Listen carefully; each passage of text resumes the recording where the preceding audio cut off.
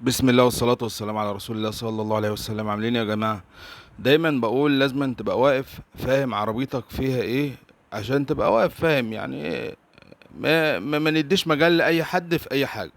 ده طبعا تؤلف سلك اللي في كفة الاكسلاتير، وغيرت مثلا سلك الاكسلاتير والكفة تقيلة زي ما هي. عندك دلوقتي بقى بص على الأكس بتاع البوابة، تيجي تدوس بيجي بجنب لوحده. يعني بص بيجي بجنب سنة، نتيجة ان الاكس ذات نفسه مبوش. ده بقى اكتر سبب يخلي السلك يبقى تقيل معاك. بص الاكس بيجي بجنب سنه صغيره، وبعدين يقوم جاي لافف بقى اللفه الطبيعيه بتاعته. لو ما فيهوش بقى البوش دوت هيلف اللفه الطبيعيه بتاعته من الاول.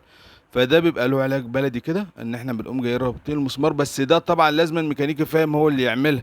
ده لو مشيت مع، لانها ساعات بيكون البوش زياده ما بنعرفش نعالجها. فالفيديو للتوعيه ان انت تبقى واقف فاهم لو عندك السلك تقيل. او انا اغلبيه فيديوهاتي عامه للتوعيه لصاحب العربيه او اللي شغال على العربيه، لازم تبقى واقف فاهم. ويا رب اكون في التقوى.